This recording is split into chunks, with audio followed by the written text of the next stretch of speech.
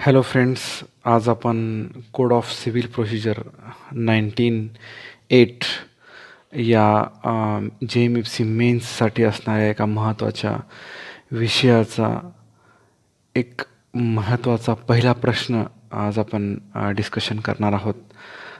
तो म्हणजे what is degree? Explain the difference between preliminary degree and final degree. Whether preliminary degree can be executed. तर हा long question देखील विचारला गेला आहे 8 मार्कांसाठी. कधीकधी शॉर्ट क्वेश्चन पण आहे. तर बघूयात की याचं ॲन्सर आपल्याला काय लिहिता येईल. तर बघूयात.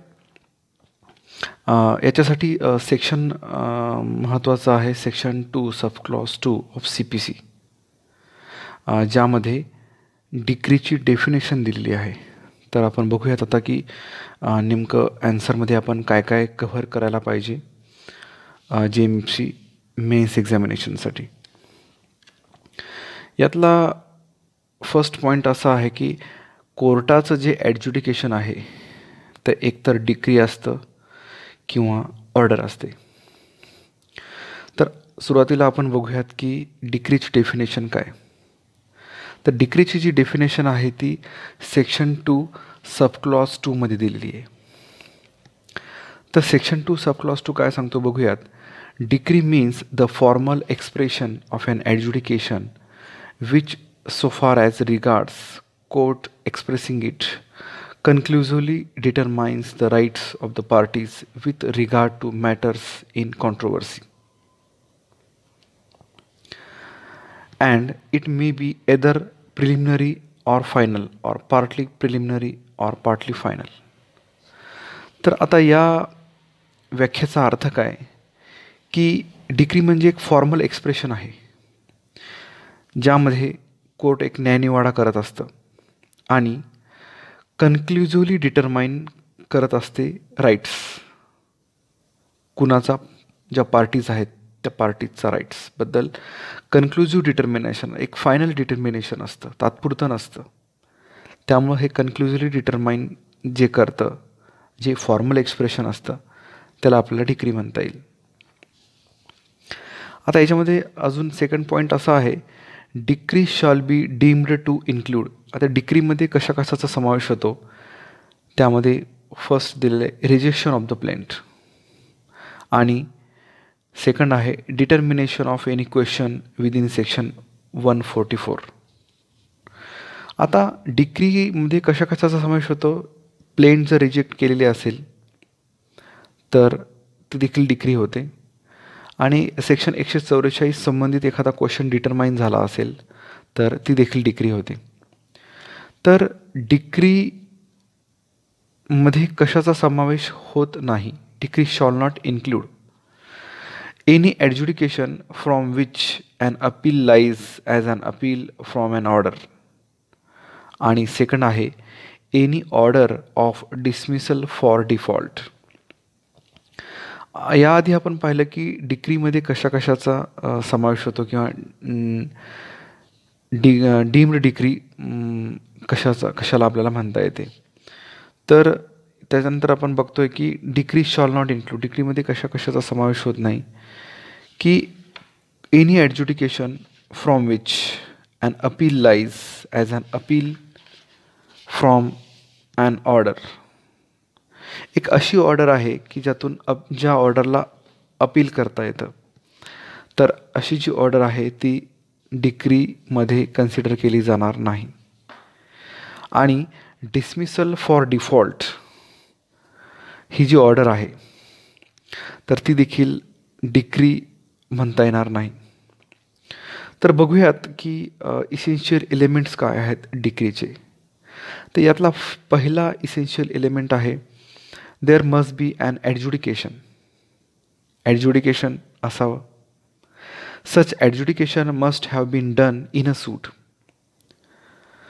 Third, it must have determined the rights of the parties with regards to matters in controversy.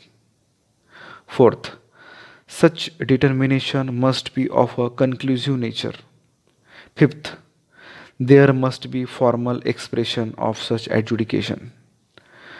5 महत्त्वाचे जर घटक असतील तर त्याला आपल्याला डिग्री म्हणता येईल. त्यातला पहिला घटक आहे की एक ॲड्ज्युडिकेशन व्हावं, काहीतरी डिसाईड व्हावं त्यामध्ये. आणि ते ॲड्ज्युडिकेशन कुठं व्हावं? सूटमध्ये व्हावं. आणि it must have determined the rights of the parties. पार्टीचे त्यामध्ये राईट्स डिटरमाइन व्हावे. आणि ते जे डिटर्मिनेशन आहे ते कन्क्लुझिव्ह नेचरचं असावं. म्हणजे फायनल त्यातून काहीतरी डिटरमाइन झालेलं असावं, डिसाईड झालेलं असावं. आणि there must be formal expression of such adjudication. Formal expression means एक क्लिअर लँग्वेज असावी की हा राईट आहे, तो डिटरमाइन झाला आहे, फायनली डिटरमाइन झाला आहे त्या संबंधातली. तर आपण बघितलं की इसेन्शियल एलिमेंट्स बघितले. ॲड्ज्युडिकेशन सूटमध्ये असावं, पार्टीचे जे राईट्स आहेत ते डिटरमाइन व्हावे, कन्क्लुझिव्ह नेचर असावं आणि फॉर्मल एक्सप्रेशन ऑफ सच ॲड्ज्युडिकेशन असावं. हे 5 जर एलिमेंट्स असतील तर आपल्याला त्याला डिग्री म्हणता येईल. तर आता बघूयात की काइंड्स कोणते कोणते आहेत डिग्रीचे. तर CPC-नुसार एकूण 4 प्रकारचे डिग्री असतात. त्यातला पहिला प्रकार म्हणजे preliminary degree first. Second one is final degree. Third one is partly preliminary and partly final degree. And fourth one is deemed degree. आता बघूयात की यातला पहिला जो काइंड आहे प्रिलिमिनरी डिग्री. तर where an adjudication decides the rights of the parties with regard to matter in controversy in the suit but does not completely dispose of the suit, it is preliminary degree. यामध्ये पार्टीचे right decide होतात पण सूट जो आहे तो completely संपुष्टात येत नाही, कम्प्लिटली डिस्पोज ऑफ होत नाही. त्यानंतर there can be more than one preliminary degree. एकापेक्षा जास्त प्रिलिमिनरी डिग्री असू शकते. तिसरा मुद्दा आहे त्यातलाच. Section 2 subclause 2 says a degree is preliminary when further proceeding have to be taken before the suit can be completely disposed of. चौथा मुद्दा आहे unless preliminary degree is challenged in appeal the rights determined become final and conclusive and cannot be questioned in the final degree. म्हणजे preliminary डिग्रीला जर एखाद्या वेळेस challenge जर कुठं झालं नसेल, अपील त्या डिग्री विरुद्ध केलं नसेल, तर प्रिलिमिनरी डिग्रीमध्ये जे राईट डिसाईड झाले तेच पुढं कंटिन्यू राहतात फायनल डिग्रीमध्ये. हेच सांगितलेलं आहे. तर आता आपण बघितलं प्रिलिमिनरी डिग्री म्हणजे काय. Where an adjudication decides the rights of the parties with regard to matter in controversy in the suit but does not completely dispose of the suit. पार्टीचे जे राईट्स आहेत ते डिटरमाइन होतात परंतु सूट जो आहे तो कम्प्लिटली डिस्पोज ऑफ होत नाही. अशी जर डिग्री असेल तर अशी डिग्री प्रिलिमिनरी डिग्री असते. त्यानंतर बघूयात की फायनल डिग्री कशाला म्हणायचं.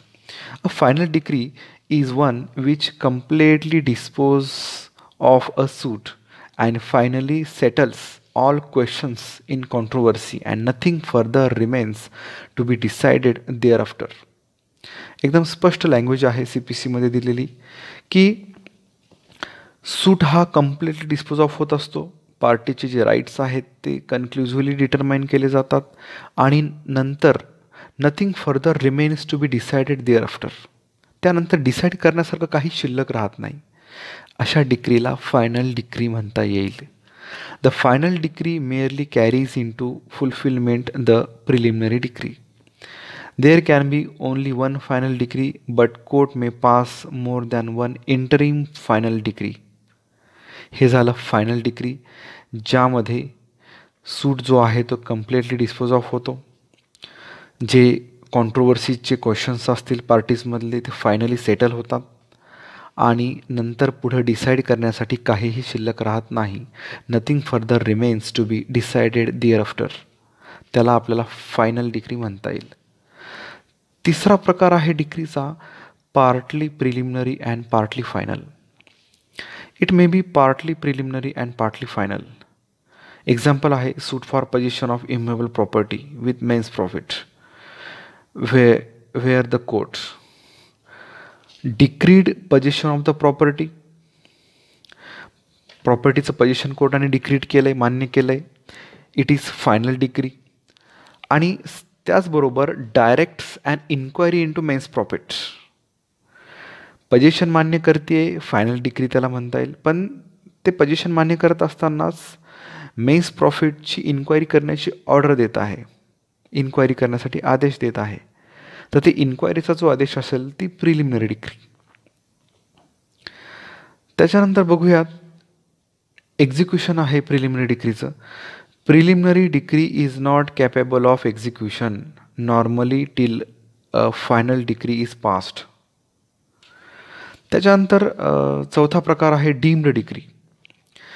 Term deemed is generally use to create a statutory fiction for the purpose of extending the meaning which it not expressly cover. Example आहे rejection of a plaint, determination of question under section 144 are deemed decree.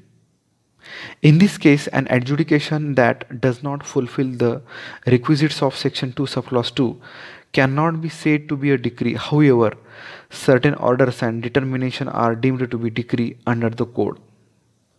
म्हणजे एक statutory fiction आहे. म्हणजे strictly वरून जरी decree दिसत नसली तरी डिक्रीसारखंच सगळ्या गोष्टी वाटत असल्यानं त्याला आपण डिक्री म्हणतो, त्याला आपण डीम्ड डिक्री असं म्हणतो. तर हे आपण एकूण 4 प्रकार पाहिलेत. सर्वात सुरुवातीला आपण डिक्रीची डेफिनेशन पाहिली आहे. Decree means formal expression of an adjudication which so far as regards court expressing it conclusively determines the rights of the parties with regard to matter in controversy. It may be either preliminary or final or partly preliminary or partly final. त्यानंतर आपण पाहिलं decree shall be deemed to include rejection of plaint and determination of any question within section 144. त्यानंतर आपण पाहिलं decree shawl not include any adjudication from which an appeal lies as an appeal from an order of dismissal of default. त्यानंतर आपण essential elements पाहिले. There must be an adjudication. Such adjudication must have been done in a suit. It must have determined the rights of the parties with regard to matters in controversy. Fourth, such determination must be of a conclusive nature. Fifth, there must be formal expression of such adjudication. हे elements पाहिले. Kinds पाहिल्या. Preliminary decree, final decree, partly preliminary and partly final आणि deemed decree. त्यानंतर आपण आता बघणार आहोत एक महत्त्वाचे मुद्दे काय आहेत की प्रिलिमिनरी आणि फायनल डिक्रीमधले. तर प्रिलिमिनरी डिक्रीमध्ये adjudication does not completely dispose of the suit. Final डिक्रीमध्ये adjudication which completely dispose of the suit. हा एक फरक आहे.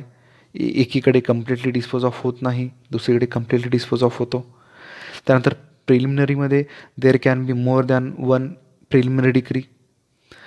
फायनल डिक्रीच्या बाबतीमध्ये there can be one final decree but court may pass more than one interim final decree. म्हणजे preliminary decree ज्या आहेत त्या जास्तही असू शकतात, फॉर फायनल डिग्री ही एकच असते, पण इंटरिम फायनल डिग्री ही जास्त असू शकतात. त्यानंतर थर्ड आहे a decree is preliminary when further proceeding have to be taken before the suit can be completely dispose of. Final decree finally settles all questions in controversy and nothing further remains to be decided there after. हे महत्त्वाचे difference आहेत. अशा रीतीने आपण degree म्हणजे काय, difference पाहिला preliminary degree आणि फायनल डिग्रीमधला, आणि whether preliminary degree can be executed हा देखील मुद्दा डिस्कस केला. Various kinds, various elements of degree हे देखील मुद्दे डिस्कस केले. Thank you so much.